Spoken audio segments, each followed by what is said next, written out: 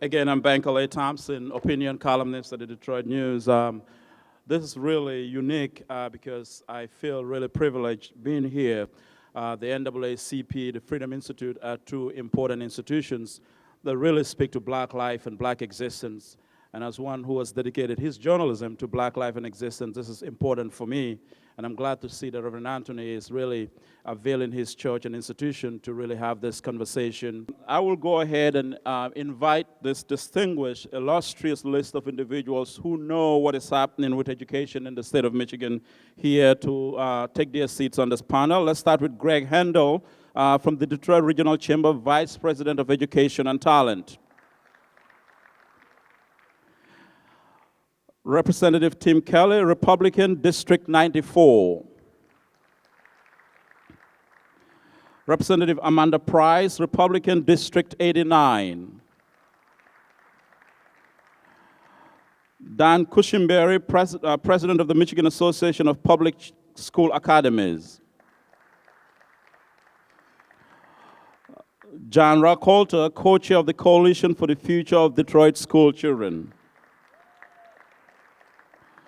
And of course, the Teacher of the Year from Michigan here, who's going to the White House next week to be recognized by Obama, Mayowa Reynolds, Castech High School educator. So you can all take your seats. Skillman Foundation, President CEO Tanya Allen is also in the house. We have Representative Brian Banks is not here yet, so hopefully he'll join us before this conversation ends. But ladies and gentlemen, here is the distinguished panel. As I indicated, you know, we've been having a lot of conversation lately about the future of DPS, the future of education, or the future of education through the lens of DPS. A couple of weeks ago, I hosted a conversation at Playmate United Church of Christ, and it was basically teachers talking about what they see as the problems. And I personally have been looking forward to a conversation that involves lawmakers, aside from those who are teaching in the classrooms, but the folks that are really making policy in Lansing in terms of what do they think, and we can see, let's see this afternoon if we can get a bit into their heads to see what they're thinking and if we can get some things going here today. So without much ado, how this conversation is gonna go, I'm gonna fire off some questions to this panel, but we want a robust dialogue from the audience. So when it's time to come to the audience to ask you questions, I normally invoke this, and please crave your indulgence that we don't want no commentaries as such, no editorials as such, but let's go directly to the questions, right? These are the experts for today, presumed experts for today. So they'll answer all the questions, and if you have questions, be concise and precise, and let's just ask the questions directly so we can get things moving. We're here up to 1:50, so I hope we can get a lot going within that hour period, or hour and a half, if you will.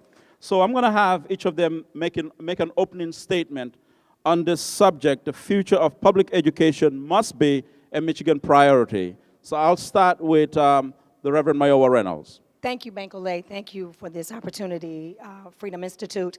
So the state of education should be a priority for Michigan, absolutely, because where we used to be in the top 10, we're now in the bottom 50, yeah? And so we have to really come together and think about what we're going to do. There's a lot of talk. There's been so many things that are damaging to the children, to the teachers, to those that are directly involved in delivering education. And we have to have serious conversations and then action on what we're going to do. This whole notion of choice, when parents have to get in the car and drive across town, is really not a choice. A choice was wherever you live, you walk up and you go to the school in your neighborhood, and it was filled with qualified, certified teachers and curriculum, and art and dance and science and math and music. And so now we've had 20 years of this experiment, and it has failed us miserably. And so we have to have the rough and tough conversations, because I know that it will destabilize people's tentacles in extracting resources from the city of Detroit.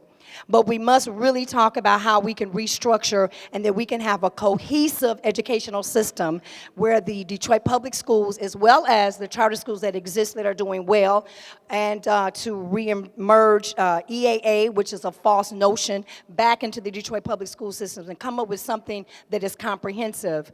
I'm a local girl getting my undergraduate and graduate degrees right here at Mary Grove College, but I travel around the world, and they're having the same conversation in New Orleans where they've destroyed their public school system, and now they've come together and have one board over the entire both charter and public schools. And so we have to be really courageous. And I think that we also have to have the answers to come from the city. We have brilliant, beautiful, amazing, talented, competent people right here with our children in these schools, and that we have what it takes to, we know what we want, we know what we need. We want quality, we want diversity, we want access just like other students. And the other thing is a conversation is going to have to, and they asked me what would I say to the president. Urban education throughout this country has been damaged greatly because using property taxes is not necessarily the best way to go. We are back before Brown versus Board of Education. Because my mother went to a one-house school down in Alabama, and she had an amazing education. But we are segregated and unequal, and this is unacceptable in the 21st century. So we have to have conversations about race and become active organizers around undoing racism and restoring humanity. And we have to talk about equity in terms of educational opportunities, because you have Gabrielle, the gymnast, and you have Misty Copeland, and they're the top of their class in their art form. And they both had to leave their families. Listen to me. They had to leave their families in order to receive the training so that they can reach their greatest potential. And they had to go live with families that were not of color. They had to leave their mothers and go live with someone else because their parents did not have access to the resources and opportunities for those young ladies to reach their highest potential. And I say that when we're serious about education, we will make it that every child has access to reach their highest potential, no matter where they live, no matter who their parents are. All right. Greg Handel, the Detroit Regional Chamber I have seen has been very influential in terms of policy issues and in terms of weighing in on issues in this town, in this region, over the years, especially education. Your statement from the Chamber's perspective, or from the Chamber's perspective through you. So let's just start. We'll have a lot of time to delve into policies and things. Sure. But let's just talk about the world that our young people are entering and how it's changed over the last even 20, 25 years. So the Georgetown Institute, they have an institute that studies employment trends, and they've studied what kind of positions, what kind of jobs have grown over a very long period of time, not just a short kind of span, but going back to 1989. So between 1989 and 2012, the percentage of jobs that have required a bachelor's degree or more has grown 82%. The percentage of jobs over that period of time, again, going all the way back to 1989, the number of jobs, percentage of jobs that have required an associate's degree or some college or some training beyond high school have grown 42%. The percentage of jobs that require a high school education or less have declined 14% over that period of time. So according to the last statistics I saw from the Detroit College Access Network, 16% of Detroit high school graduates go on to earn some kind of post-secondary credential within 6 years of graduating. So 16% of our kids are being prepared for some kind of a post-secondary credential for a world where we see a decline in jobs that for the 84% who aren't getting that, and opportunities for those who are. So when we talk about where we need to go, let's think about where the world that awaits our kids. How is the Chamber weighing the current debate on public education here as it relates to the Detroit Public Schools? So we were a part of the coalition. Our CEO, Sandy Barua, was part of the coalition. We are part of Excellent Schools Detroit. So historically, we've been involved in the debate around Detroit governance. We've been supporters of education choice, but we also look at where we are now versus You know, and I don't think, sometimes it's easy to think, well, 20 years ago, everything was great. We didn't have any issues. You know, if you look back at the data from those times and look at just how many kids were entering the 9th grade and how many were still there 4 years later to leave, we had problems 20 years ago. So this isn't something that's just happened in the last 5 years, 10 years. But, you know, we do look and say, education performance in Detroit, if you look at the NAEP scores for DPS schools, we are at the bottom of the nation. If you then compare the performance of charter schools in Detroit to DPS schools, there's almost no difference at all. You can slice and dice the data a little bit each way, but, you know, at the end of the day, they're pretty equal. And I think you know, we distract ourselves if we get too into a debate about what's better, DPS or charters, because we are so far below traditional school performance and charter school performance in other urban areas that So the your real suggestion focus is there is no less of two evils? we have to look at a completely different approach. You know, we talked about what the kids need to do to be prepared. We aren't anywhere close. We are pretty much at the bottom of the ladder right now in terms of all school districts, other urban school districts.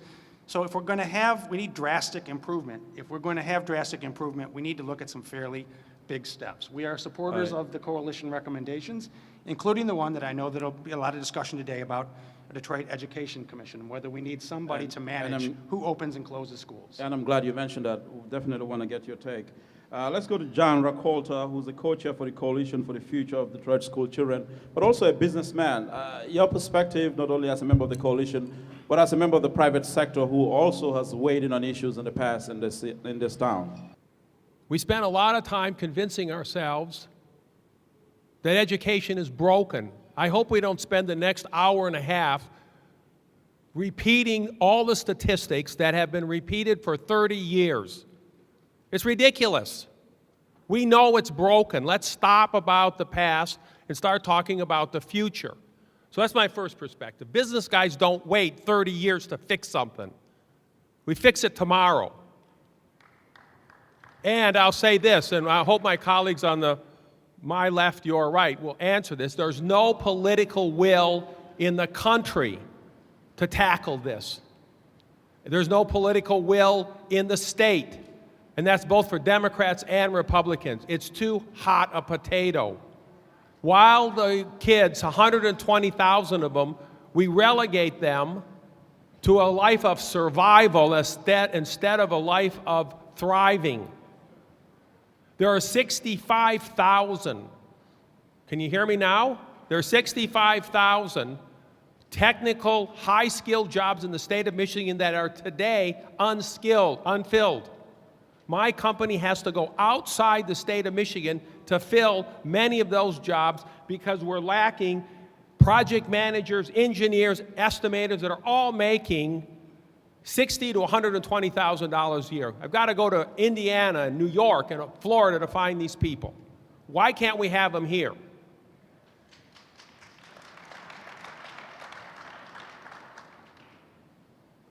Today, as Greg said, the knowledge curve, the amount of knowledge that mankind has at its disposal, took 1,000 years to double from the time of Christ to 1000 AD. If you were a carpenter, nothing changed about your job, nothing at all. In the 40 years that you built the manger, the nails were the same, the saw was the same, the hammer was the same, the design was the same. Now, can't contrast that to today. Knowledge doubles every single year. What you knew last year, you better, and this goes way beyond high school and college, you have to stay current and ahead of your job every single day because tomorrow it may not be there, and you better be able to progress to the next level up.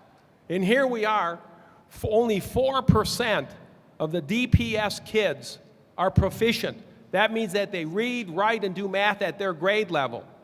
If you're in the 12th grade and you can't do math, English, and reading at... Wait, you said only 4%? I said 4%. Okay, go ahead. That's exactly what I said, 4%. 96% of the kids are not at grade level in all three subjects. We have to do something about it, and I hope we get into some real tough stuff today. Because the community has to change too. It's just not Lansing, it's not business, it's also the community. And I'll be happy to give you my point of view on what needs to change. All right, thank you very much. Dan Quisenberry, the head of the Michigan Academy, or Michigan Association of Public School Academies. Clearly, you've been front and center. I've gotten tons of your press releases responding or reacting to sometimes what you feel like is media vilification of what your organization stands for. Go ahead. Thank you, and thank you for the opportunity, Reverend Anthony and the NAACP, the Schoolchildren Foundation. One thing we all do agree on is how important this issue is. I'd also like to throw out, rather than, I don't want to look at the past, but I do want us to understand how stubborn fixing this problem is. There is no community in this country that really feels like they've achieved academic success, and it's certainly an important and struggling issue in our urban centers. So to the sake of policymakers, they're looking for what those good solutions are, and this is not an easy thing. One point I would like to make too is to build on the future for solutions. As Greg Handel said, back in 1990, this district here in Detroit was looking at solutions. There were some similar kinds of problems. There was already a $150 million deficit. There were academic concerns at that time. One of the things that was implemented, and actually Detroit Public School Districts was a leader in this before it even became law, was decentralizing schools, doing what basically we call charter schools today. And quickly, when the law passed here in Michigan in 1993-94, DPS itself became a leader and chartered about 9 charter schools. My point here is part of the solutions for today involve equipping and empowering everyone. You're not going to see, I know I'm not from Detroit, but I articulate ideas that empower communities around the state. And So part of that is looking rest, to... Can you explain what your organization does for this audience?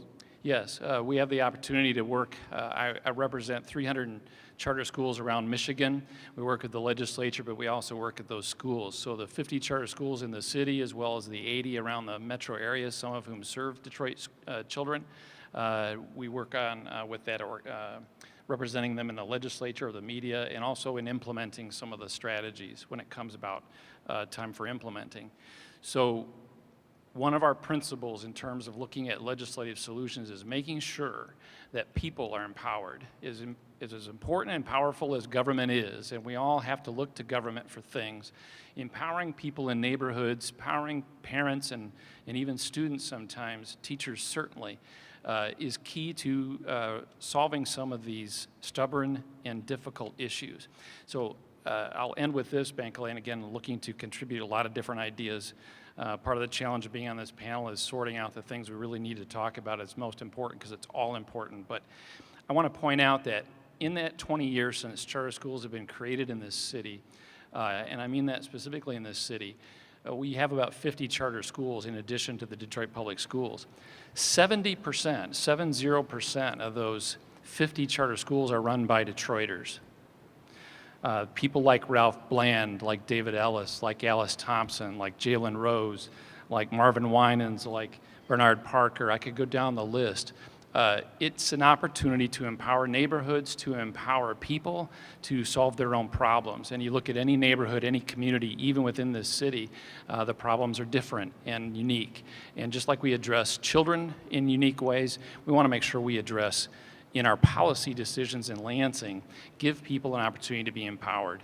And so one of the principles we've been staying fast with as we look at these solutions in Detroit is certainly to deal with the financial crisis at the Detroit Public Schools, making sure it's on a healthy platform going forward, but we want to make sure people are empowered to solve their own problems. Thank you very much, Dan Quisenberry. Let's go to State Rep Amanda Price from District 89. Your perspective, and I'm obviously curious about your perspective because there seems to be sometimes in the coverage about education in the state, there's a chasm between Detroit and Lansing, or Detroit beyond 8 Mile, or Detroit on the west side of the state. So I'm interested in your perspective on education across the state, but also let's talk about DPS as well. Well, thank you. I will warn you right ahead of time. I am very soft-spoken, so if you cannot hear me, please wave, and I will try to increase my volume. I am from the 89th District, which you pull out your Michigan map, it's way over here on the west side of the state. I represent the Grand Haven area along Lake Michigan. And I have to admit to you, I am not an educator. I have no background in education, so you're wondering why I'm chairing education in the State House. I think I have a passion for it. I am quite frustrated by the state of education in Michigan generally. We spend an extraordinary amount of money on this, and we do not have the results I expect as a taxpayer, but maybe more importantly, as a mother of 2 children and someone who worries about all of your children as well, because in this day and age, I expect all of our children to grow up to be these wonderful, productive people that have fabulous families and are adding to the dynamics of our state. And I'm not seeing that right now. So it's extremely, I think one of the reasons I chair this committee is because I can tolerate the level of frustration that I have around education in Michigan. I'll give you a good example. Representative Tommy Stallworth and I worked on a 3rd grade reading bill. I'm still working on that bill.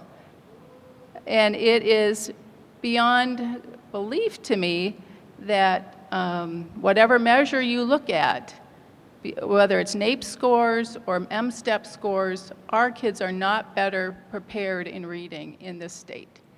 And so as it comes to Detroit, now, I don't know if there's any difference in my level of frustration when I look at the scores. You know, I just expect so much more for all children in this state. And so I don't differentiate between DPS versus any other district in this state. Can I push a little bit further? You're chair of education, quite a significant post, and you're right in the middle of this entire debate. Whether you like it or not, you're trusted into this position. So I ask a question. When you look at DPS, the public school system here in Detroit, as chair of the education committee in Lansing, what would you like to see? First and foremost, and I apologize if I'm stepping on toes, significant parental involvement, significant community involvement, and perhaps that's already happening, and I'm just not aware of it. But I think the change comes with more parental involvement, more community involvement, and that will spur more and more turnaround. And we can differ on how, you know, the infrastructure of everything is going to happen, but most importantly, the parental involvement and the community involvement in the school system has to be right up there at the top. So for a parent who is in this room listening to you speaking and basically says, well, I have kids in the system, but then again, the system is not perfect, hearing from Mayowa, Reynolds, John Rakolta and others, you know, and they say to you, well, Representative Price, can I count on you as an ally of DPS in helping this district reach not only financial solvency, but academic solvency and all the components that will make for a perfect district like a Bloomfield Hills and other places and where you come from? Would you say yes if they say, can I count on you as an ally? How would you respond? Well, I would say I already am an ally, Right. but I would also say no district is perfect. Right. And whatever your scores are, I have a district in my area, the kids are in the 95th percentile on a lot of those testing measures. And yet, I just learned this week, 20% of their 3rd graders aren't proficient by the time they get to 3rd grade. So to me, there's a long way to go for all of these districts and all of us in what we expect. We're gonna come back and dig further. Let's go to Representative Tim Kelly from District 94. Your perspective. First of all, thank you very much for the invitation from Reverend Anthony, the Skillman Foundation, and NAACP for putting on this important forum today. I'm glad to join the conversation. Let me first say that I believe in publicly funded education, not exclusively delivered in a public setting. I am an unabashed supporter of parental choice. I think that the parents ought to be empowered with the funds, their own funds, taxpayer money, to guide and direct the education of their kids as best they see fit, whether that be in a public school, a traditional public school, a charter school, or a private school. And I'm trying to do whatever I can to bring those kinds of mechanisms heretofore and available to the people of Detroit. So let me ask you, I want you to clarify, when you say publicly funded, not exclusively delivered, can you explain and give an example of what you mean by that? You can call it anything you want. You can call it a voucher, you can call it an education savings account, you can call it a tax credit. I don't care what you call it. I want to be able to empower parents to take state funds and spend it on education services that best meets the needs of their families. The Detroit crisis has been treated somewhat as a special case. That's what people are saying, a special case, a special treatment that requires special attention. How do you feel about the current legislation as it relates to DPS in Lansing? As far as DPS, I think I'm closer to what you're looking for than what you might think. I am for paying down the debt, $515 million, of which we've already spent 50, so we're down to 465. I want to give your board back as quickly as possible. I want to put the school under the Financial Review Commission that oversees the city of Detroit and let you go. All right, I'm going to open this up to questioning from the audience, but I'm going to go on a second round of questioning and get your questions ready. Once we're through with that second round of questioning, then it will be all yours. You can take a pick on any of these members on this panel here. Let me go back to Reverend Mayowa Reynolds. Listening to what John Rakolta said and the other lawmakers here, I'm curious, do you feel, as a teacher, you're in the classroom, I'm not in the classroom, none of us here are in the classroom, so we don't know what it feels like to be in a class, for so many hours with kids and so forth. Is there a disconnect when it comes to understanding the crisis of DPS, or do you agree with the remarks that have been made on this panel so far? Thank you, Bankole, for that question. I have to say that as an urban bushwoman, so I have to contextualize myself there. I know and understand that multiple truths exist. So while I'm not going to argue with data that says 4% are proficient in all three areas, and that may be a fact, it still is not the truth. Because there are facts and there's a truth. Taking a snapshot of one test on one day and painting an entire community with that information, as someone is a candidate for a doctoral degree, you can manipulate data to say whatever you want. So that's not the truth. And I think that if we're going to get at the truth, we have to come to the source of the truth. Because I've attended hundreds of graduations, which every class, there's like 100 kids at DSA, 500 at Cass Tech, King High School, where all of them have been accepted into colleges. So none of this information, none of this data is available, just some other data that's negative. And so while that may be true, there are multiple truths. And there are many amazing, great things going on. And it is in spite of the disenfranchisement of the people that we say we want them to be involved, but they have been completely disenfranchised as citizens of the United States and as residents of the city of Detroit. We're talking about parents to be involved who have been completely shut out of the process, but we still bring our children to these schools, both Detroit public schools and charters, and unfortunately EAA. And most of them went there because they were in their neighborhood, not because they were choosing the political context that was forced upon them. They went because it was close to their home. And so if we're going to have a real conversation, we're going to have to deal with the fact that multiple truths exist. There are some amazing things going on. There are many children, hundreds of children, every year going to college. There's a program that was supposed to start to create an opportunity for skilled labor. It hasn't been financed yet. That school does not exist, but it could exist. And so there are all these solutions that could exist, but what this whole notion that only 4%, then you're wiping out the whole generation. And what you're saying is, well, since they're not proficient, then we're not going to deal with it. So let me press further, because we have some lawmakers here in very influential positions. By the stroke of a pen, they can change a lot of things around DPS. As a teacher, someone who's in a classroom, what would you like to see? Give me some answers. I would like for, I'm going to say for all teachers, because I teach 45 students. I'm a master teacher. I'm amazing, and so I can handle it, but it's not fair. So I would like to see smaller class sizes, because all of the data says that that's how you create a great learning environment, yes? So I'm doing these things in spite of having 45 children in my room, because that's a mathematical making money decision so and we not a need- decision for education. So we So need smaller smaller- classes, adequate supplies, access to technology, principals who can run their schools. I know all you want to hear about is the principals that took some gift cards, but there are some amazing principals. They need to be empowered to run their schools, to hire their staff, to create the kinds of communities of educators that can take their children to the next level. Because there are people doing these things, but they're doing it with their hands tied, and they're doing it being badgered and disenfranchised on a daily basis, and it's unacceptable. Because I really do want to know, what does it feel like to just have an empowered district with the resources that we deserve? And then let's see. But you're comparing us to other communities that have access to resources that we don't, and telling us, pull yourself together, pull yourself up by your bootstraps. And guess what? Some of us are doing it anyway. Okay, But let me move this conversation further. We'll get back to that. Greg, Handel, listening to Mayowa, this crisis obviously has, a series of implications. It's an emotional issue.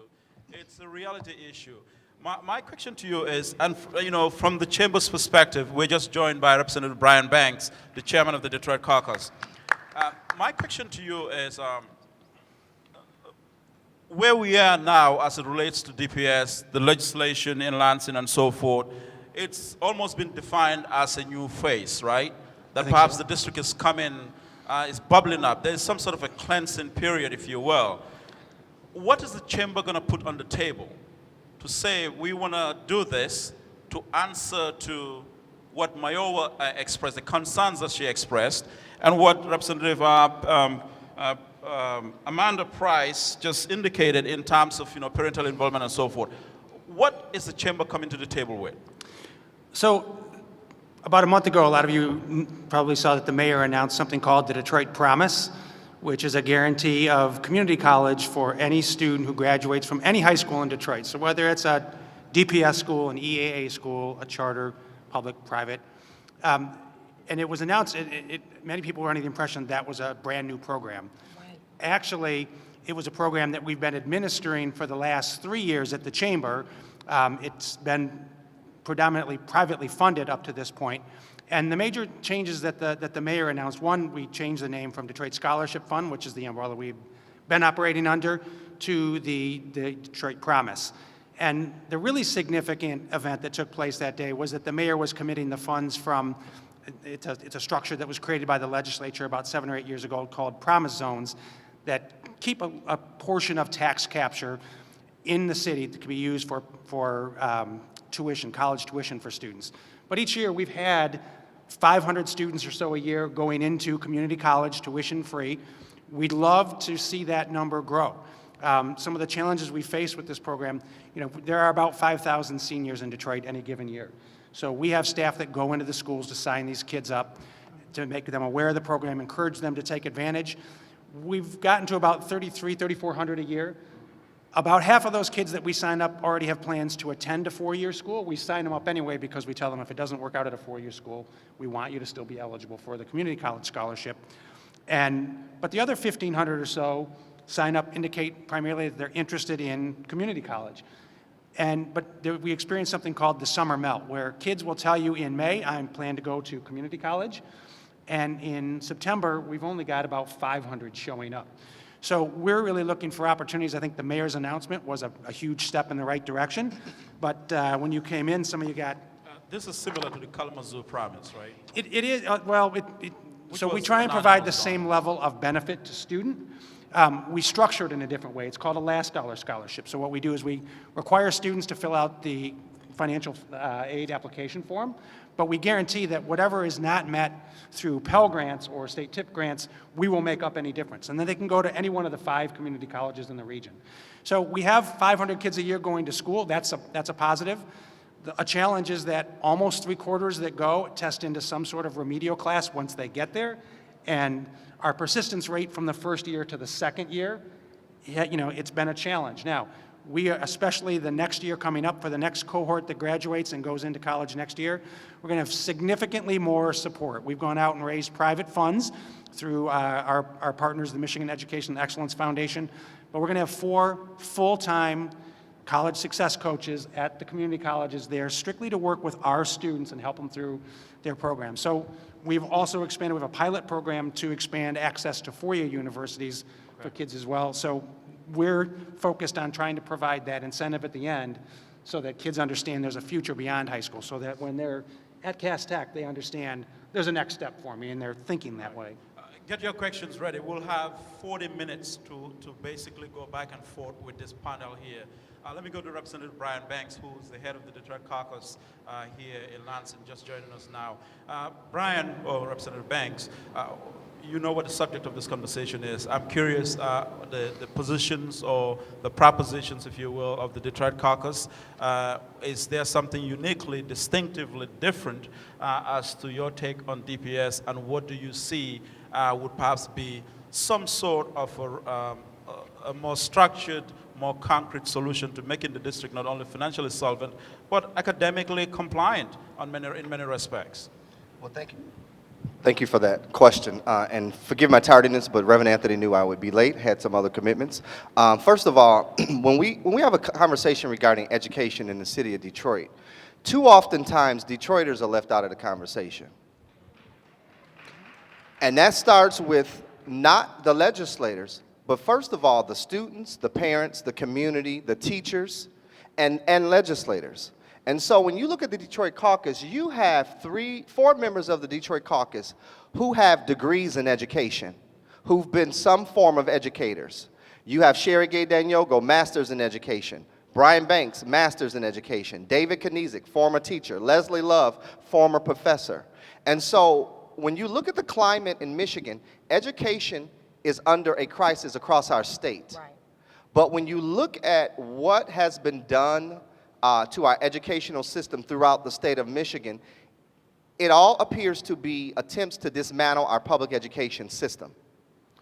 However, when you look at the work that's been done by way of labor, by way of the coalition, by way of Detroit lawmakers, when you look at the packages of bills that's been presented before the legislature, you have a package of bills that have come through the Senate that were not this good when we first started out. And so I believe those bills in the Senate are the best bills to move our school district forward. They're not perfect. They're lacking a number of things. They're lacking teachers' voice. They're lacking community input. We don't know where the EAA schools are going, but they are much better than where they were when we started in this conversation. We have 97 charter schools in the city of Detroit, 95 public schools. No other place in the state allows charter schools to run rampant as they do here in the city of Detroit. And so it's time that we deal with the issue of charters not being to open up when they want, close when they want, put them where they want, and do what they want with no transparency and no accountability.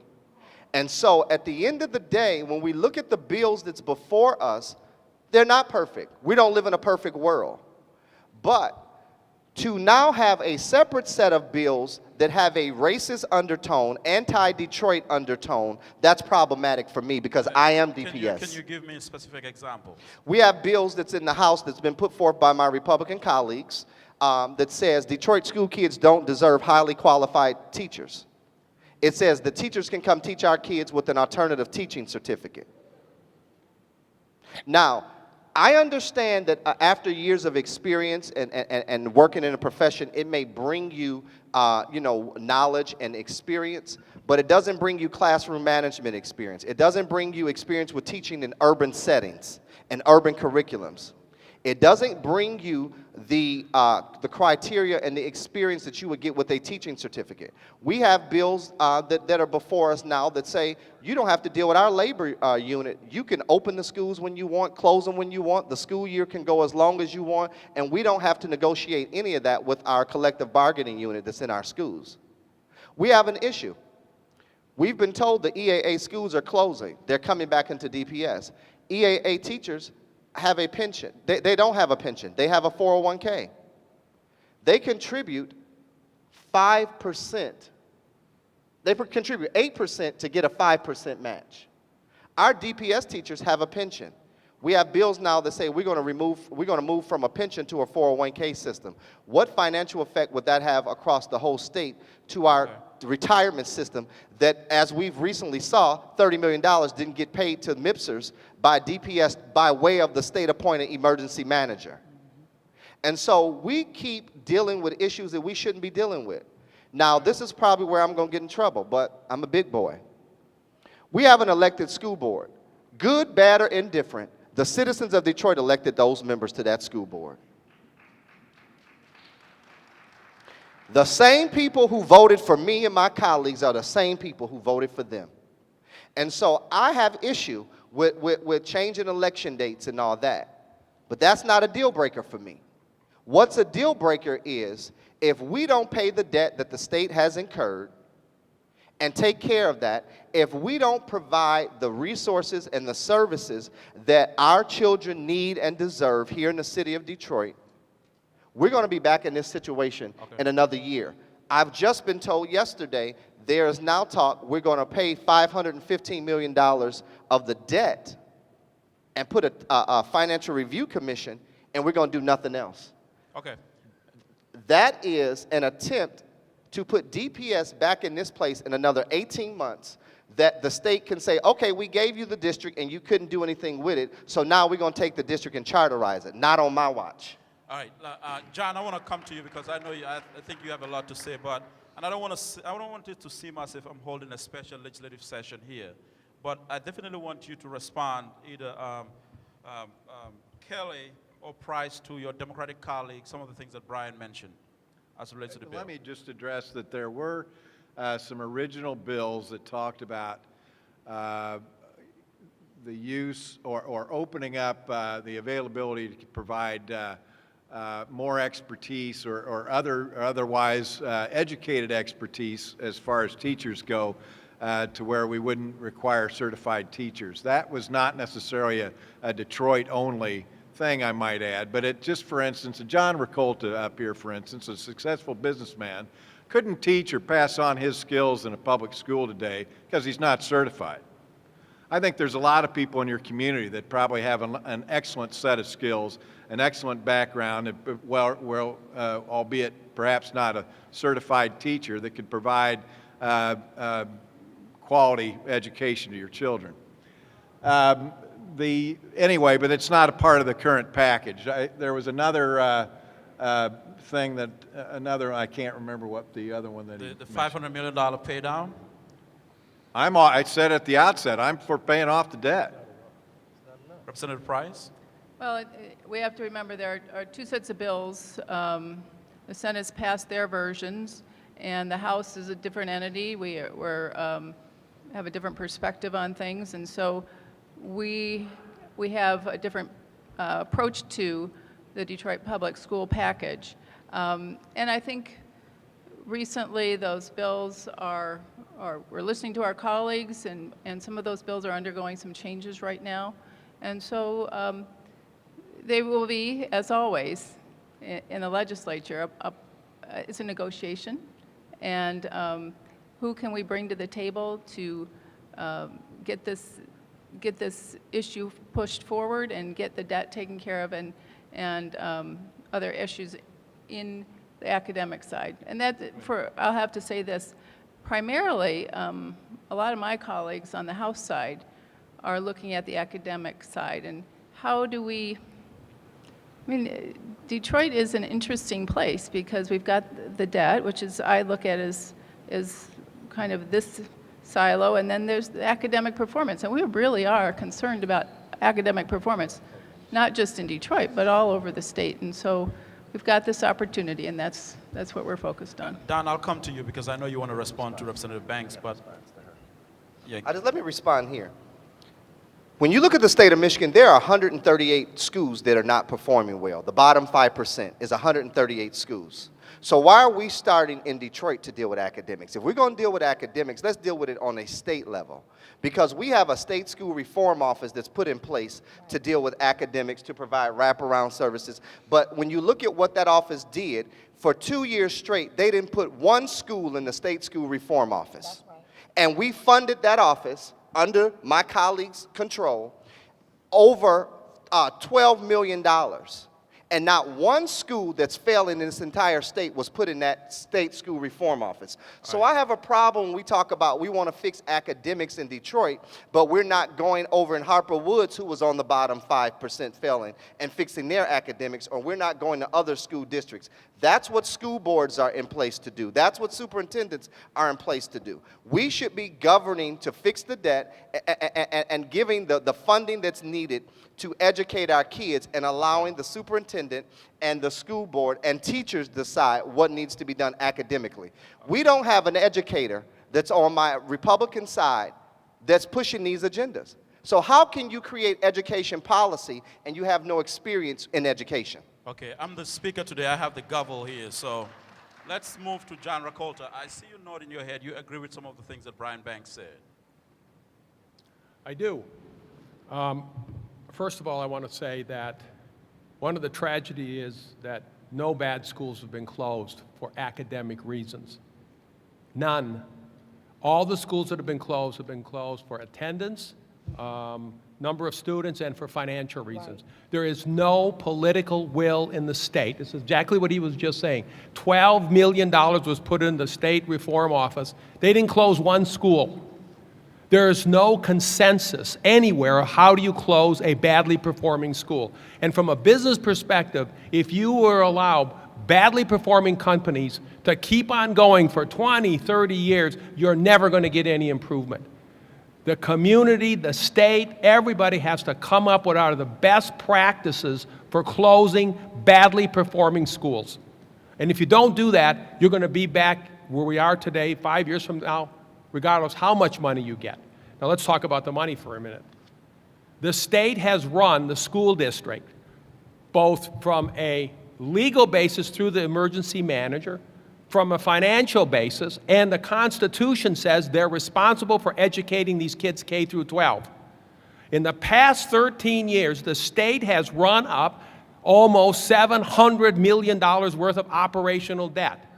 They had all the levers in their hands. They had their foot on the gas. They could put their foot on the brake. They could have done anything they wanted to, and they did nothing. Now, for someone to say to me today that all I'm going to do is, and by the way, those deficits range anywhere from a low of 25 million to a high of 95 million. And DPS has a deficit today in spite of what the state is saying. They're quietly saying the district's balanced. It's not balanced because they failed to hire 200 teachers this year. That's right. And when you look at the cost of 200 teachers at $150,000 all in cost, they're only making 60. But by the time you pay MAPSA almost 40% and all the other add-ons, it costs $150,000 a teacher. 200 times $150,000 is $30 million right there. They're not being honest about it. And for them to give us the school district back and say, I'm going to pay the back debt, you're on your own going forward, is unacceptable. And my recommendation to every single person in here is let them keep the school district for another year. Don't take it back. You need that $200 million to transition from a district right now that's bankrupt, continuing to deficit spend, and at the end of the day has the least amount of money going into the classroom of any school district in the state of Michigan. That's right. All right, John Rakolta, on the record, don't take the school district back. Dan, you want to respond quickly? Brian basically said this is the only district where charter schools, in his own words, are running rampant all over the place. We would totally disagree with that. But here I want to point out for the audience. This is the kind of thing that happens too often. Tell us why you disagree with it. This is what happens in Lansing. Too many times we talk about things without thinking practical issues, and there's so many here I'm trying to keep track of. I want to point out a couple. Let's talk about alternative certification. If you talk to school leaders in this city, Detroit public schools or charter schools, talent, hiring being able to hire teachers and or administrators is the most difficult thing they can do. What a leader could do with an alternative certification plan is to say, I have someone who is now a para-pro who already shows me that they are skilled at classroom management, that they know their content, that they're knowing how to deal with kids. How do I get them certified without them having to go back to college? It's trying to figure out how do we actually deal with some of the issues that people are suffering with. Taking ideas and looking at practical solutions. The other is closing schools, and this is a challenge for everybody. If you do polling, you do focus groups, you talk independently to people, you'll hear what we've heard today and we agree with. We've called on the State Reform Office, do your job, intervene in schools that are not performing well. As soon as someone does that, they're immediately met with the opposite. We have authorizers in this city who have schools that are dramatically underperforming and are pushed and prodded. Why aren't you doing your job? Why aren't you doing something in the school? And as soon as they take action, then they're immediately criticized for taking action. We have to be able to look at some of the practical problems, not just the political Let me put my finger on the issue. Bankole. Brian basically said that the charter school movement has free lunch in Detroit that they would not have in any other district in the state. Then I would challenge, Explain why, I yeah. would challenge the representative to introduce some legislation. Let's put a system in place where all schools in the city, buildings in the city would be treated like that with the same kind of oversight, the same kind of accountability structure that's in place. We have a DEC. And if that's running rampant, then everyone would be running rampant. DEC. Take up that legislation. Let's give everybody a charter school contract that's enforceable by the State Reform Office. There's a DEC, a Detroit Education Commission, that has been put in place. Now, we may not agree on who appoints and whatnot, but to have a single component that levels the playing field, that puts charter schools and Detroit public schools on the same playing field is already there. It's already passed out of the Senate. But now we're being told that's not going to be a part of the bills when we take them up in the House. Then the question for the residents of Detroit is, who are you comfortable with managing that single entity? We're interjecting in this conversation in education. Well, you know what? City We're going to always disagree. But the only people who has a problem with coming under one umbrella is those poor performing charter schools. That's not true. Because to have a National Heritage Academy who has good performing charter schools on board with the concept, on board with the legislation, speaks volumes. They don't have to worry about their schools closing because they're already performing well. So it's those charter schools that are not performing well. And let me put this out there. I've taught in DPS and in a charter school. And so I can speak to both. There has to be a component that will give a level playing field, because if not, DPS don't have a fighting chance. If we don't address this problem, we're going to continue to allow the students to be pulled away from DPS because of charters. Now we have Education Achievement Authority. We don't know what's going to happen with them. So yes, parents should have a choice, but we should also have a good quality public school system here in the city of Detroit with highly qualified teachers who respect their craft and the work that they do so that they can educate kids, so we can ensure that all kids have access to a quality education regardless of where they live, regardless of their socioeconomic status.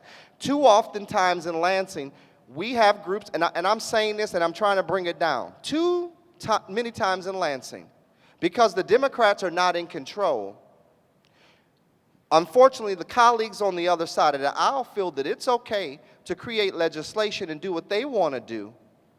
And as a legislator on the other side of the aisle, I'm just supposed to accept whatever you say. No, I was elected by the same voters, the same amount of voters that elected you. I live in a society that has a democratic process and democracy. And so at the end of the day, if you are really for educating all school kids, if you are really looking to improve education in the city of Detroit and in the state of Michigan, I propose to you today that we come together and have a conversation that we can address these issues, but it can't be a conversation that you come in with your list that you got to have and you're not accepting anything less than that. It has to be a compromise on both sides. And too often times, there's not a compromise. I just asked the speaker Thursday, I'm willing to have a conversation about reform. What are those reforms? Everybody talking about they got reforms for Detroit. Tell us what those reforms are. There may be some commonality there, but we cannot continue to hold up this process of fixing this issue. I want to take this to the audience. I want to take this to the audience for verdict. Make it quick. May I please Mayowa. respond? Yeah, Yes. quickly. As a certified educator who has had to pay college credits every 5 years to renew my certification with a child in public school, I insist that we have highly qualified, certified teachers. I want to speak to the alternative certification because it sounds good, just like choice sounds good, but instead of having our schools filled with the John Rakoltas of the world, we'll have people that couldn't get jobs elsewhere, and they'll do more damage, and then you'll still come back and ask us why we haven't moved academics. If we're going to move academics, we're going to hire and retain by offering comparable salaries and opportunities for people with the skill set to come into our district and to teach our children, period. Those are tough conversations to have, but going around the bush, because what you end up with is Teach for America, which has been a 20-year failure in urban districts throughout this nation, not just in Detroit. So we have to call it out. We want highly qualified. My daughter at Renaissance High School went out a Spanish teacher her first semester, but she has to have 3 years of Spanish. But I'd have to go and pay for someone to teach her a foreign language over the summer so that she can maintain her credentials. That's not fair. I pay taxes like everyone else, and I want my children to have access to highly qualified teachers, period. And you can see Oh, why. I'm sorry, Bankole. No, I need to fine. say this. No, that's fine. Renaissance also, because one of the things is retention. Renaissance lost their science teacher. He just took a job somewhere else. He couldn't take the stress. We're not getting paid. We're gonna, it's going down the tube. So he left. But he was teaching AP science. Their test is next week. I know a retired science teacher, a member of this church, and my neighbor, who felt so bad for those children who are AP scientists who are about to take the exam. She's going back into Renaissance High School to teach those children for the rest of the year. This is what Detroit is made of, and we deserve better. All right, Representative Kelly, you want to respond quickly? Yeah, I just wanted to say, that Detroit Public Schools has rated their teachers, 95% of which is highly effective. If they're all certified, highly effective. If that's the case, why are they the worst in the nation? We're not the worst in the nation. Okay, we let's go. talked about that Yeah, earlier. you Let me take are. this- Let me take this to the audience, please, and you can respond when the audience fires their question. Who wants to fire the first question in this audience? Nobody? Yes, go ahead, ma'am. My name is Sylvia Green. I am a former teacher and administrator with Detroit Public Schools. I'm going to give you an example. When you say highly qualified teachers, I have had the experience of having one sixth grade class. I have a whole list of things we could talk about. One sixth grade class that had 20 different teachers. And guess what the class was? English Language Arts. 20 different teachers in one school year. All of them were highly qualified, but for budgetary reasons and this and that, those kids every month or every week they were getting new teachers, highly qualified teachers. That particular process needs to have some discussion among other things I would like to discuss. But sir, how can students, even with 20 highly qualified teachers, get the educational materials and knowledge and teachings that they need? If you can answer me that, I would be more than happy to come up there and just give you a great big old hug. Thank you very much. Well, I think that we all recognize that the DPS has had severe financial difficulties. If we take care of the debt, that would put back in the classroom up to $1,500 per student. That they've been taking off to pay debt. You've also got health care and pensions that are eating up not only DPS budgets, but budgets across the state. That's where these dollars have gone. We've put in an additional $1.5 billion since Governor Snyder's been the governor. So, and again, this money's been not being able to get to the classroom in a lot of ways because of labor costs. So I think the answer partly would be if we take care of the debt, that would relieve them immediately of anywhere from $1,100 to $1,500 per student. All right, let's take the next question. Hi, I'm yes. Donna Jones. I'm a retired educator also, but I worked 20 years in teacher education. And my question for the lady panelist, how is it possible that you're chairing the education committee without an educational background? I think that one of the problems is, as several of you have said, is that you're negating certification, you're negating the skills and the training that is necessary to have highly qualified educators. So your question is, how can she be chair of the education committee without Yes. being an educator? Okay. Representative Price, can you explain that, I guess, the legislative sure, process? Maybe I misstated that. So for the last 14 years, I've worked in the legislature, 8 years in the Senate, and during that time, I worked on a lot of early childhood issues and also education issues for my boss, who did not sit on the education committee. I have been on the education committee in the House for 6 years, continuing to work on early childhood education issues. This is my first year as chair of this committee, and it is, it's a unusual committee. It's very divisive, very contentious, and I was just going back in my memory. I think in my time in the legislature, in the House, there's never been a teacher as a committee chair. In the Senate, there is not a teacher of who's the chair right now. And there's a gentleman, Senator Wayne Kuipers, who had an education degree, but he's been out of the legislature now for about 6 or 8 years. So that was about the last time I can remember someone in that role. But again, it is something that, it is a committee that, again, is very, you can hear it in this discussion. It's a very contentious issue constantly, and so that's why I'm there. All right, John, you have a comment before we go to the next question? I want to make it clear. Do not confuse how much money we get in the district to spend. It's about $14,000 per student when you count local, federal, and state. That's the revenue. We spend $16,000 a student. There's a $2,000 per student gap. Multiply that times 45,000 students, thus you have a deficit of somewhere $80, $90 million. Now, the state has been doing some work, the EM, to reduce that deficit. But if they pass this bill and they eliminate us having to pay that $1,500, that doesn't mean it's going in the classroom, it just means the deficit's going to get shrunk. That in itself puts no new money in the classroom, okay? So this idea that we can get by with just $515 million doesn't cut it. That's my first point. My second point is there are two deep holes in the budget. The first is special education. Nobody will talk about this. Absolutely. Right. Absolutely. Nobody.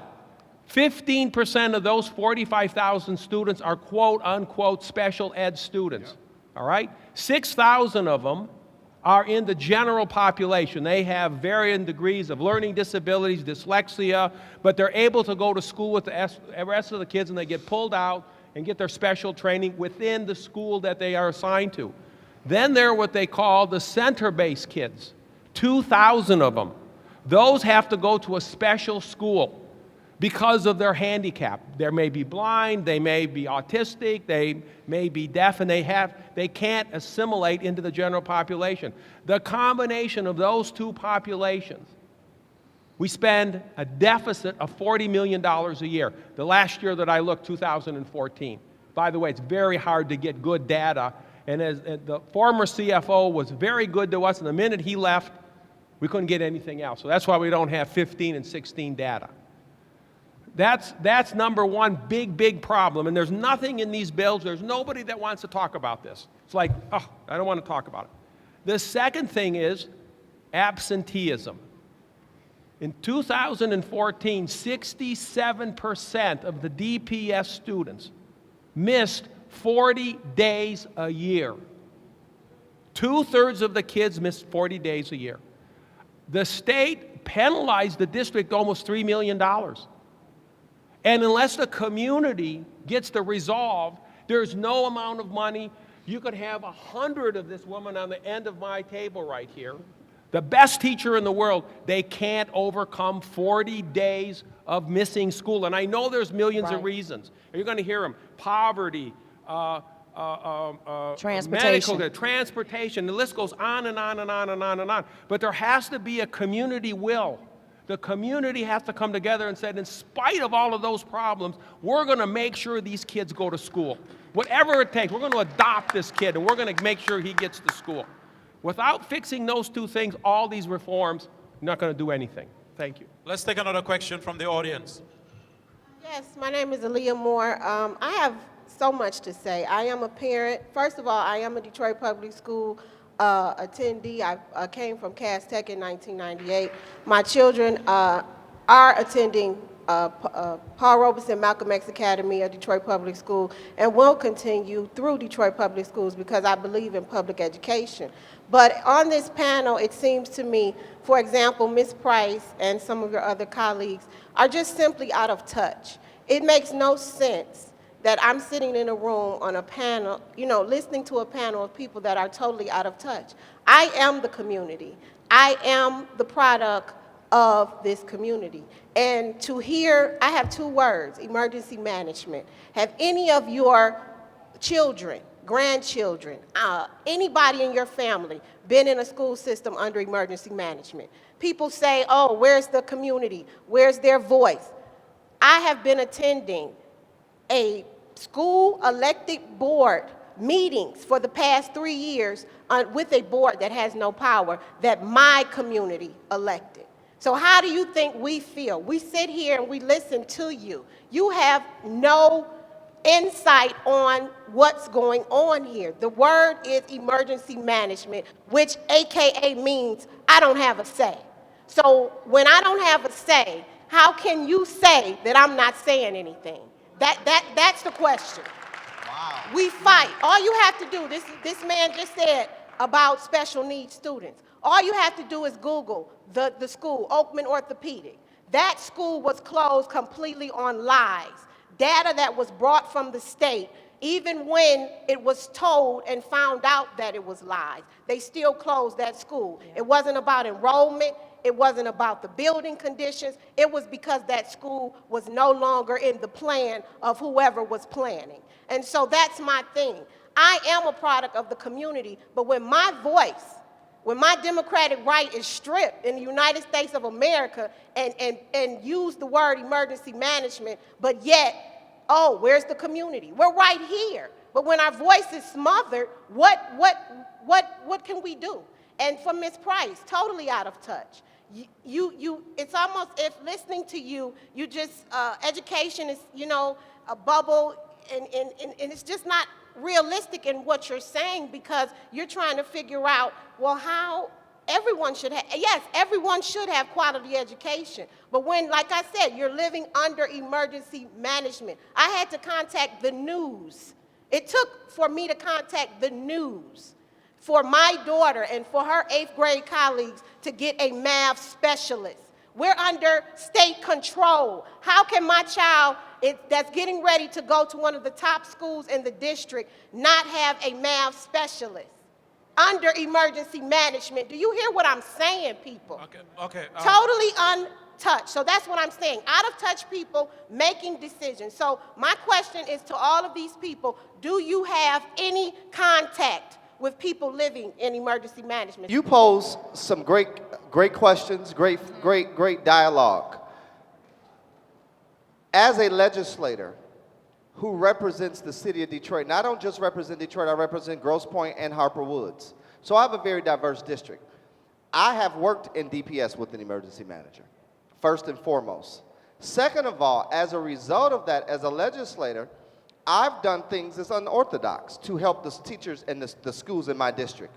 I go to my schools every month.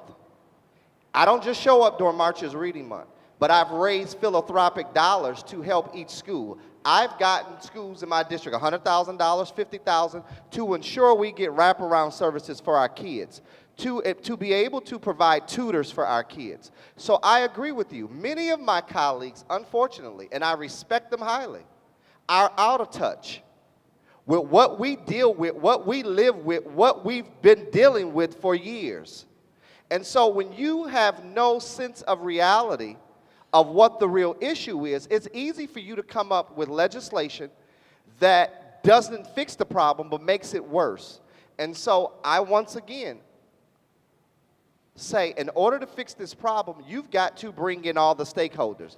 You can't not be an educator and think that you have the answers to fixing the education crisis. The teachers have to be involved. The parents have to be involved, the community have to be involved, and those people who the community have elected have to be involved. We don't have to agree on everything, but if we agree on the fact that our kids deserve better, then you should be ready to come have a conversation to create better for our school kids. Let me move it to the other aisle who have the levels of influence. She's the chair of the Education Committee. Whether you agree with her or not, she does have incredible amount of influence in how legislation is written in Lansing and so forth and what comes out of committee, to be realistic. So Representative Price, that sentiment is clearly indicative of the true Detroit sentiment, which explains why all things Lansing, as far as this area is concerned, is highly suspect. You go back to Lansing, hearing what she has to say, what do you do? Well, I want to mention that when the Senate has taken testimony on their package of bills, likewise, the House has taken testimony, about 40 hours of testimony from a variety of folks, teachers, the coalition folks, folks with the state, and so they've listened for 40 hours on these issues.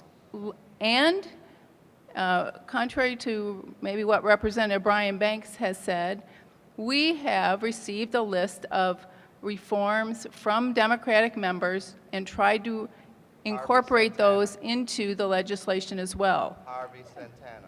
Brian, just hold on, let her finish. And so I don't think they're out of touch. I think a lot of Democratic members of the House are as equally concerned both about the debt and academic performance. So let me probe that. Dan, let me probe this a little bit, because the premise is the state helped to destroy the district or took it further down to implosion, if you will, right? Rakolta made the case. It's a case that is not a new case. On the what? State management for so many years, deficit, deficit, deficit. That's an acceptable premise, and it's a universal truth. As a lawmaker in Lansing and chair of the committee, knowing that the DPS's own destruction is a creation of the state, what do you propose that will help repair this district that has been further destroyed by the state? Well, first of all, I think we've got to remember that there has been, I disagree maybe with the premise of the question, that some folks want to destroy the district and start anew. Some folks, and this again comes down to the negotiation of what we're in on this, is taking where we are right now and moving forward. And so that is where we are. We're going to try to negotiate this. It is, a lot of people disagreeing on a lot of key issues, and we've got to come to a place where we can move forward. And I can't tell you that the House is going to completely agree with the Senate plan. I can't tell you that the Senate is going to agree with any part of the House plan. We are in that process, and it is a messy process. And there are really strong opinions about a lot of this, really strong opinions about the debt, whether or not we should even pay off the debt. And then what do we do moving forward? I disagree with Representative Kelly. He has a different idea. I don't think we can go to that extreme, because I'm worried about what that does to the kids come September. But the details will get worked out in this very messy process in the next month, I hope. Bankole. Just one thing. If I could and comment just real one quickly, thing. I kind of, Hold on, Dan. Just one thing. and all due respect to my colleague, Rep. Price, I have a problem when we come and we push an agenda that's directed to a body of people. You're the chair of Education Committee. I sit on the Appropriations Committee. So when legislation that affects Detroit have come up, we were ready to take a vote in appropriations. I stood up and said, not today, because we haven't heard from Detroit citizens, Detroit parents. That's when I got on the phone and got 482 Forward up here with Tanya Allen and the coalition to get those groups up to Lansing. I had to go into Pashoka's office and say, we won't show up for committee for a vote if we're not going to let Detroit. Not one time have you all extended an invitation to a Detroit elected school board, a Detroit parent-teacher organization, a community association, city council members, no pastors in the city of Detroit. The agenda has already been set and was already fixed. You heard from who you wanted to hear from. Hold on a minute. Are you talking about the appropriations? Or are The you talking about the appropriation bills, and all due respect, you heard Brian, from the you know we've had these people excuse me, speaking you from. heard from the coalition. No, didn't- no, Hold on, no. Kelly, We've I'm not heard going from to Kelly, I'm not This going to go is back and absolute forth. untrue. I'm going to This say is what an I'm saying. absolute lie. I'm going to say what I'm saying. We were ready to take a vote. You had not heard from principals. You didn't hear from teachers. That's an absolute Excuse lie. me. I'm the That's one an who ab- got 4 Run the tape. principals up to Lansing. That's- 482 Forward, the parents, the city, invited the city council, and invited the school board. You're You all being were ready fed to take a a vote. load. Okay, So Brian, let's hold be on. Let fair. him You respond. can't keep having conversations about Detroit with not bringing real Detroiters to the table. Okay, let him respond. Kelly, go ahead. That's an absolute falsehood, and he knows it. You can look at the transcripts. We've had 40 hours. We've had teachers. We've had the coalition. We've had parents. This is absolute nonsense. He's putting out something that you want to hear that is an absolute lie. You did not have a teachers until Sherry Gay Danyogo and myself got the teachers up there. Let me move this That's conversation. But you the just only said time there was teachers none up there. No, I before said that. not until I paid for them to get me on a move. bus and get them there. Okay, I need a If you gavel. really I need a wanted to gavel hear up them, here. they would have been there at the beginning of the conversation. Too often, you don't hear from Detroiters until the end. It's Okay, time Brian. that we have a voice at the beginning of these conversations. Okay, Representative Don't bring Banks. us in the end, bring us at the onset. Because guess what? This legislation affects us, our kids, our community, not where you're from. So we need to hear from real Detroiters at the onset. It ain't about reaching to somebody's emotions. The process is flawed, the process is wrong, and you have to admit it. Okay, Brian. Yes, Okay, they Representative came, Banks, but they let me only move. came when Sherry and I got them there the Okay. day before we voted. All right, let me move this forward. Dan, can you make it quick so I can Yes. take the next question, please? I want to speak back to the questions that the parent was asking. I can, without living under emergency manager, I can certainly have sympathy for the frustration. One of the things I was trying to make a point of in my opening statement, and I don't think I did a very good job of it, was another set of residents and parents we also want to make sure we're paying attention to as we're looking for solutions for DPS are the vast majority of families that have chosen to do something different. Over the last 20 years, schools have been established by Detroiters. Detroiters have chosen to go to different schools. We want to maintain the ability for you or anyone else who has frustration with the things that aren't happening to do something different and to create your own solutions to your own problems. Those are the kinds of things that we're trying to make sure happen. And again, we can talk about whether charter schools are good or Detroit's good is less important to me than the fact that people are empowered to create their own solutions. And as I tried to say in the opening comments, the vast majority of charter schools in the city of Detroit have been created by Detroiters, and parents have made those choices. All right, clearly you can, this is just what I guess what we are seeing is, gives you an idea of what is in Lansing. Let's take the next question. Very quickly, one, I want to make 2 points. And we have 15 more minutes to round up this conversation. To Mr. Quisenberry, my question is this. I'm wondering where you're getting the notion that a lack of alternative certification would be something that would be widely accepted in the state of Michigan. When I paid attention to the November 2014 election or the voting cycle, when the state tried to codify the EAA throughout the entire state and to the state constitution.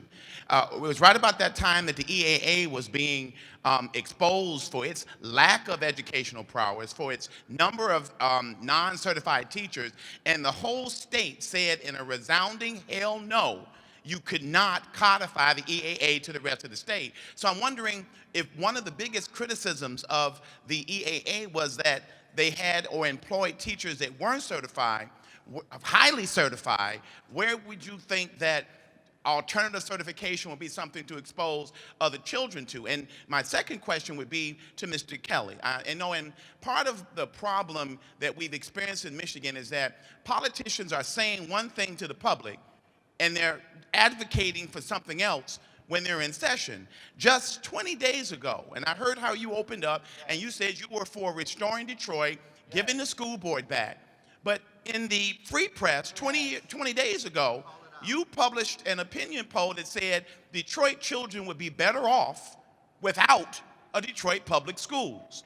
I mean, so I'm trying to find out, you know, if given all these facts that have been given here, I'm ready for the legislature to do something. I'm tired of talking about it. Detroit is less than 30 days away from dissolution. We've been talking about this issue for over a year now. And when I hear you say, well, today you're ready to restore Detroit, but 20 days ago you said get rid of the district. It's not viable for Detroit.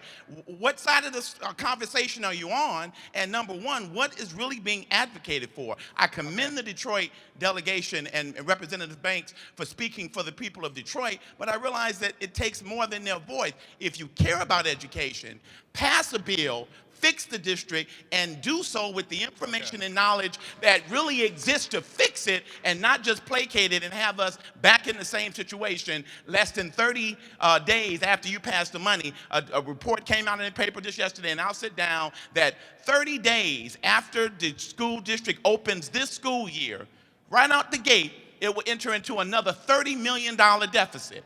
So that's already letting us know that even what we're advocating for, even what we're talking about, and in some cases begging for, it's not enough. Okay, thank you very much, Reverend Robinson, who was also a former principal. But let me take it straight to Representative Kelly. I'll come to you, Quisenberry. Can you explain the Free Press column that you wrote? Well, I think the kids would be better off without a DPS. Why? Well, because I think it's bereft of providing a decent education. I mean, this is, whether it's an EM or not, did an EM cause 40% of the kids miss, or not 40%, missing 40 days a year? Did the EM cause that? I mean, but you understand that it all happened under state takeover, though. John Rakolta just made a case here that it was under state takeover. I mean, this is fallacy to think that Detroit wasn't in trouble before the EM. I mean, why does, whether you're for an EM or not, why is 1 cent?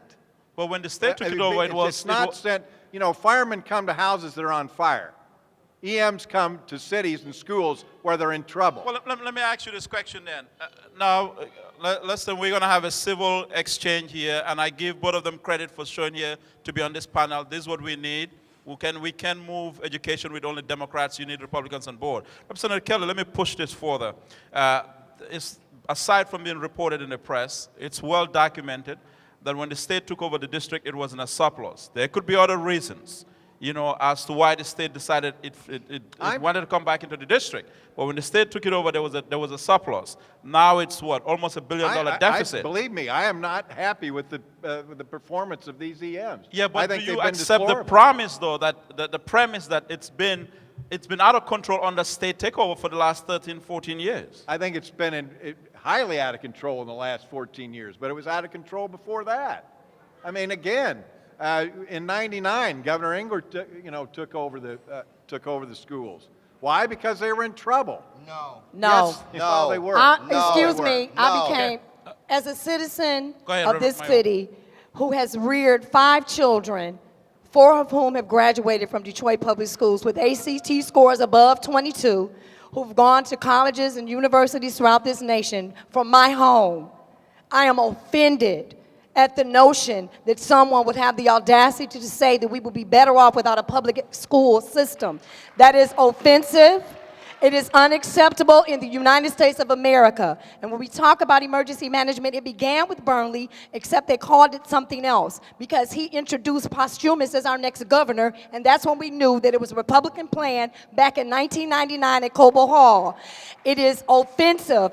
You go to the emergency room, you might spend 8 minutes, you might spend 8 hours, but you would never spend 8 years in the emergency room. You would sue the hospital for malpractice. If you're an emergency manager, you were supposed to come in, triage, set it right, and get out. You are not supposed to be there for perpetuity. It is offensive. I agree. All right, let me, Dan Quisenberry, respond to Reverend Robinson's questions about the charter school, the idea.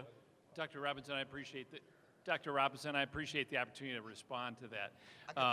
The point I was trying to make is how do we make sure we have access to the highest quality people in our classrooms, and we're struggling with that. This is not a Detroit alone issue. I'm hearing this across the state.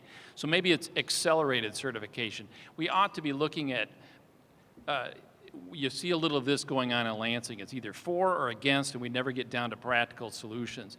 So how can, if you were running a school building and you saw some adult in the classroom that you knew, you were there on a temporary certification or something, how can I get this person to stay in this classroom? You're going to have obstacles in your way with existing state law. We ought to be removing those things and making it easier for people to get high-quality people in the classroom. That was my comment. And it's indicative of many of the things we're talking about. We tend to look at the polar extremes. We get into these kinds of discussions. We rarely get down to really looking at the practical things a lot of us could agree on. All right, let's take the final question from the host, Reverend Anthony. It's really getting hot. This is really where the meat of it. Not hot negatively, but positively. But let me say this, and maybe we'll have time for just one more question after I finish. But first of all, I want to thank you all for coming. And we know there are disagreements on these issues, but let me just say this because I think it's so important for the legislators who are on the other side of the state, so to speak, who don't ordinarily come to Detroit, to hear some of the concerns that Detroiters have about what's happening educationally. And I commend Representative Kelly and Price and Quisenberry for being here, for sitting and being a part of that, because all this is very important. As an example, when your article hit, and the way that was received down here, it was received like a slap in the face, and that somehow we are different and we don't deserve what everybody else is enjoying in the other part of the country and in the state, but really in the country. And we know there are districts that are just as troubled as Detroit, but they're not being approach like Detroit seems to be. So that's how that was received, and it's important for you to recognize that. And I'm for going forward. Mr. Quisenberry, when you talked about charter schools and you mentioned Alice Thompson and you mentioned Bland, both of whom were working with the coalition. There's a lot of misinformation that's being put out in the community, and by special interests that want to keep things the way they are and not move forward. We want to move forward. Right now, we have 2 pieces of legislation, Senate Bill 710 and 11. We don't know where that's going to go. Senate has put it out, but that's what's happening right now. They're not perfect. We know that. We don't agree with everything that's in those bills. When I say we, I'm talking about the coalition. When Representative Banks mentioned the DEC, we fought over that whole issue. A lot of us don't agree with that. But we said, when we look, Dan, at all of the authorizers in the city of Detroit, all of those disjointed connectors, we said something has got to be done. Charter schools, schools of choice, private schools, public schools, all of them are in the mix. We didn't do what we did just for public schools and Detroit public schools. We talked about all schools. Any child that's going to school in Detroit, whether it's public, private, didn't care, it didn't matter. There should be a standard. That's right. The schools should perform. If they're not performing, they should be shut down. And people should not be able to just open up schools. Wendell Anthony should not just open up a school because he want to get paid. But there should be a criteria and a standard that everybody is performed by. So, and I think a part of the issue with the bills is people disagree on the DEC. And some folk are saying that the mayor is going to control it. The mayor's not going to control all of this. If I understand that legislation and what the DEC says, 3 of those board members will be appointed by the mayor and from public areas, and 3 will come from charter areas. Am I correct about that? Yes. Which means that the charter area is going to be represented, and that the mayor is elected by the folk here. And so if it's not functioning, the mayor can be unelected like anybody else. So I'm just saying, going forward, Representative Price, because you all have a key responsibility. The fact is, they the ones that's got to vote. That's why they sitting here. And a lot of folk question, why would you dare invite Representative Tim Kelly, who wants to blow up the district, and Representative Amanda Price, and Dan Quisenberry, Mr. Charter, to a session like this? Why? Because you are important to the process. And we know that you have influence and impact, just like Brian Banks and Sherry and everybody else, but hopefully you hear something and you feel something from some sources that you may not ordinarily hear. We are concerned about education. We don't want stuff business as usual. We're not trying to refight the fight about how we got here. We know how we got here. The question is how we get the hell out of here. That's really the question. That's the question for today. And we don't think that we get out of here simply by blowing the district up. We say, let's fix it. The bills that we have right now are the ones that we operating with. So hopefully you all can look at that and say, I can work with this and work with that and move the issue forward. If not, put something better on the table. If you have something better that's going to work, we welcome that. Put it on the table. Right now, we ain't seen anything better. These ain't perfect bills. We acknowledge that. They stink in some cases. However, you got to take, for the moment, what's on the table and move the district forward. We're losing teachers, we're losing administrators, and people who are frustrated because of uncertainty. You wouldn't want to live like that in your districts. You are not going to have it like that in your districts. Detroiters should not have it like this in their district. So we're simply saying, as our legislators, we want you to fix it. We want you to get together. We want you to make this stuff work. And if y'all have something better, please bring it to us, because right now, this is the only game in town. And we need y'all to fix this and work with the game. So we're glad you came. That's why they're here. That's why we invited them. We invited them. And some folks say, well, why would you do it? We would do the same thing again.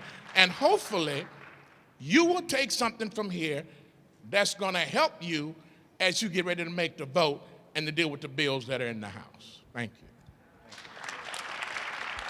All right, with that, that will end the questions from the audience. I'll take final comments because we are up at 2 o'clock now, and we want to keep this within the time limit, respect the time of the members of the panel here. So I'll go with each of the panel members will give a final 1-minute statement in terms of where do we go from here. I'll start with Representative Kelly. Well, again, I think I'm closer to where you want to get to. Get your board back, pay the debt, and move on. We heard the other day from Judge Rhodes that but for the debt, Detroit had a $13 million fund balance. So but for the debt, Detroit's a successful district. I think we all know that that's not correct, but that's what we're being told. So when this is not just this one-sided, he said, she said kind of thing. if there's a success, if there's a school district with 13 million fund balance, I don't know why we need to do anything extraordinary. Look, I've said for over a year, we have dirty fingernails. We're culpable. The state's been involved. We need to help pay this debt. We've run it up. That was wrong. But beyond that, I don't know what we can do. All right. Okay, let's go to Representative Price. Final comments, a minute. Thank you, and I want to say thank you to Reverend Anthony for inviting me to this event this afternoon. I have said for a long time that the issue of DPS is one of the most intractable that we have as legislators. We have been looking for solutions, the coalition's been looking for solutions, and we are to that critical point now where the Senate and the House have versions of something that can address this. It is not easy. We all come to the legislature keeping in mind who we represent back home. And we are trying to come to an agreement on this issue when no place in the entire country has ever reached a point like this where we have to deal with this debt and the academic side of this. It to me is just a point of trying to put your best efforts towards this and come to an agreement. It is so hard because we've had a lot of yelling back and forth today, but I can assure you that in our caucus we will have that same level of discussion as we go forward. We also represent people back in our districts who want to be assured that we're not going to be spending tax dollars, taking away tax dollars from their kids. And so we worked around that issue too. Please be assured that rather than some folks have said of me today, that I am heavily involved in this, heavily committed to this. I don't really appreciate the jabs I've had today, but I'm here, and I will work for this, but it is not easy, and it is going to take an extraordinary amount of effort. I mean, we think about the things we've done in Michigan in the last 2 years. We figured out a solution to roads. We've done the bankruptcy for the city of Detroit. Those were really hard issues, really difficult issues already. This one surpasses that by a magnitude of probably 10. And because, first and foremost, we're dealing with kids' lives.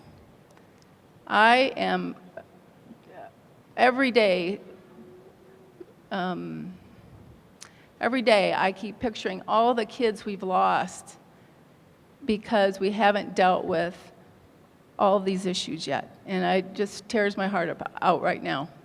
So we are working hard. We will continue to work hard, and I hope we can get to the best solution that we can. Thank you very much. Dan Quisenberry. Yeah, thank you very much, and Reverend Anthony, I appreciate your wrap-up very much so. I also want to hit the tone that while I am not a Detroit resident, I work with a lot of folks in Detroit, and we're constantly trying to listen and interact with folks that are running schools, attending schools, being board members of schools, to make sure that I'm listening to communities. In that vein, we all have to be about raising academic achievement in all of our schools, and standards have been mentioned here. We just believe that statewide standards are it. Your standards in Detroit shouldn't be any different than the standards we should be expecting of kids any place in Michigan. Michigan schools in the state are state institutions, so they should be driven by state standards. That's our only difference with that. Funding, we should be paying off the debt. We should make sure DPS goes forward in a healthy way. That's 45,000 of our 120,000 kids. I care about all 120. There are differences in the funding that are being proposed by the Senate bills. I don't know why a child at a charter school should be funded at any different level than a child that goes to DPS, and that's not to say they shouldn't be funded well at DPS. We should be thinking about funding for all of our kids to make sure that they've got the means to deal with the challenges that our educators face there. We have to deal with the lowest performing schools. I'm going to tell you, as sticky as all this stuff is, it's going to be one of the stickiest ones. We can all sit here and say it. When it's your school, you're not going to like it. But we're going to have to deal with the lowest performing. And that includes charters, includes DPS. And when that happens, we can't second guess every decision that we're going to make. We're going to have to stand up and say, you know what, it needed to close. Let's get a better school in its place. Let's serve the neighborhoods and let's serve the families that are there. We can absolutely do that. I do support holding authorizers accountable. They've done a much better job than has been portrayed sometimes. But yeah, could they do a lot better job of planning? Absolutely. Can they engage with the neighborhoods and communities in a much better way? Absolutely. Reverend Anthony, I just don't quite have the same faith you do in city politics. That's not about Mayor Duggan. It's just about adding more politics and adult issues to things that I want to make sure are close to neighborhoods and close to parents, close to board members at schools. And if we can find a way to do that, we're in agreement. And then there's lots of other issues that many people have addressed here, whether it's special ed, whether it's talent, whether it's transportation. These are things that some of these bills aren't even addressing yet, and it's work going forward. What's the next step? We're all going to have to work together after this legislation has been signed and is law. Thank you. Let's go to Reverend Reynolds, Mayowa Reynolds. Okay, thank you. For the 120,000 children who attend schools in Detroit, the 50,000 or so that cross the border to attend schools in the suburbs, we matter. I just want to stress that we matter. We are significant, we are important, and we deserve a world-class educational opportunities in the city of Detroit. And now we have the opportunity to create that. We just have to have the will to make it happen. The coalition has put together research-based and diverse viewpoints, recommendations. It was a gift. Read it. It was a gift. You don't have to recreate anything. You have been gifted some of the best minds in this nation that live in this region, and the research from around this nation on what we can do to improve educational outcomes for not only the children of Detroit, but for the state of Michigan. All right, thank you. Greg Handel. So I think addressing the debt, the DPS debt, Where and, do we go from return here? to local governance are good first steps. I think we're excited to see that. But, you know, we're supporters of choice. I'm personally a supporter of choice in charter schools. I'm on the board of a charter school that was founded 14 years ago. It's not in Detroit, it's in Taylor, but I'm on Dan Quisenberry's board. We supported raising the cap on charters, but you can't be myopic about things and be wed to an ideology when you can see that the results on the ground aren't delivering what needs to happen for kids. And so while we support choice, we think there's a path forward with choice that creates more stability in Detroit. If we address the debt and a return to local governance, but don't change the environment that we've had, we will be, as John said, we'll be right back to where we are right now in 2 years with a DPS that's unsustainable with debt, and we will have academic outcomes in DPS and charter schools that aren't what they need to be. So we think the next step needs to be taken. We'd like to see the Detroit Education Commission. We look around the country. We see other environments where you have both a district, a traditional district, and charter school choice that produce probably not the results that they need to, but much better than we do right now. So I think it's false to assert that it's a choice between having charter schools and robust choice, or or strictly a top-down system. They can coexist. I think there's a path forward to do that. So thank you, Representative Banks. Thank you, and thank you to Reverend Anthony for having this, and to my colleagues for coming. I will end by saying this. Nelson Mandela once said something that I believe is so fitting for this time. He said, education is the most powerful weapon that we could use to change the world. We have our next president, our next mayor, our next legislator, our next doctor, our next attorney that's a school-age child here in the city of Detroit. It's time that we as adults, we as legislators and elected officials and stakeholders really understand the task that's before us. We're all uniquely made different. We all have different agendas, but this is the time that we can fix the education crisis in the city of Detroit so our school kids can help change the world. We're not going to agree on everything. I've gone to my colleague, Rep. Price, and sat down and had some good conversations saying, hey, we agree on more than you probably think. But it does no good to just have conversations and no follow-up, as well as no dialogue that's continuing to advance the issue. You have 10 state representatives who represent the city of Detroit and 5 senators, and they've elected me as the chair. Can't go to Harvey Santana and pick and choose who we want to work with. We've got to work with who has been elected and who's been chosen to lead that delegation. Because when you go to one person, oftentimes it's not the voice of everybody, and it's not the voice of the community, and we end up where we are right now. And so I am open. I look forward to having conversations to move these bills. I think it is imperative of us to move the bills, the Senate bills. We can talk about academic reforms. We first need to deal with the debt, move the Senate bills, and let's see where we meet to deal with academic reforms. I too have gone to DC and have seen what they've done with their charters and their public schools and placing them on a level playing field, and spoke to the superintendent in length. And so this is a concept that I don't agree on everything, but it's something that we need here. All right. And we need to provide our kids with a quality education and move forward. Because when I look around our legislature, you have a ton of legislators who are all products of Detroit Public Schools. I may not be a perfect person, but DPS produced someone with a bachelor's and a master's in education, a law degree, and soon to have a PhD. So DPS matters, and it produces good stock. Okay, thank you. John Rakolta, final comments. It's a moral, ethical, and financial imperative to fix the education landscape in Detroit now. The overriding needs that were addressed by the coalition for the last 18 months are based on two simple premises. Doing nothing is worse than compromising to a certain extent. And two, the coalition recognized the need for both DPS and charter. Virtually everybody on the coalition supports the concept of charter schools. So when you look at the coalition's 7 recommendations, there's 4 major ones.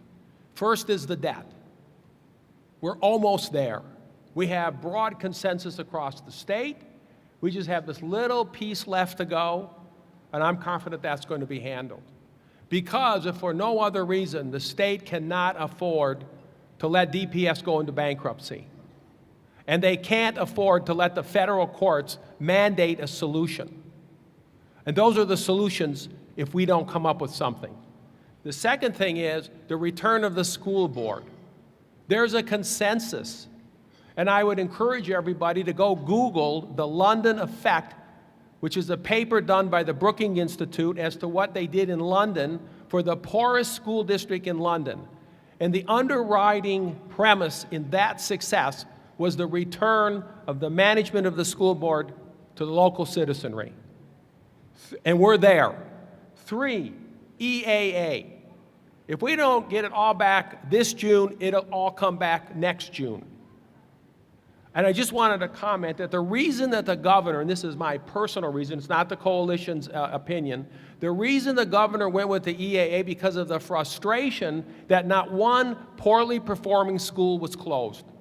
Now, his concept may have not been well thought out, and you can criticize him that we didn't get the result that we wanted to, but it was the fact that there were no schools closed that drove him to that unusual solution. And then 4, and there's consensus on that. Now we're down to the last big issue, and that's the DEC.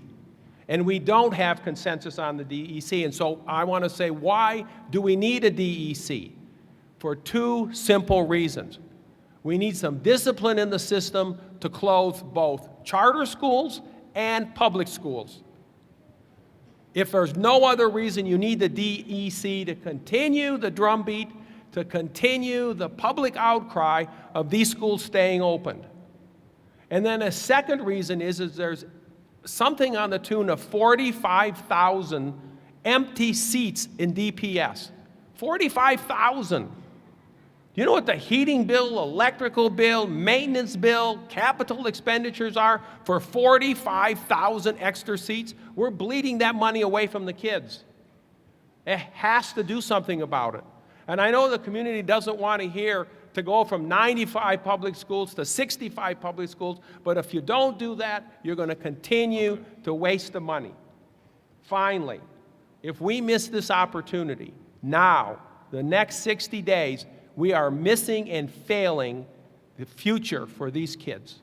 Thank you so much. That brings an end to the 2016 Dr. Ron Walters Town Hall, The Future of Public Education Must Be a Michigan Priority, presented by the Freedom Institute and Bankole Thompson. Let's thank Reverend Wendell Anthony, Monica G. Anthony, and the volunteers and staff. And of course, I must say, this was a great, delicious meal I enjoyed here this afternoon.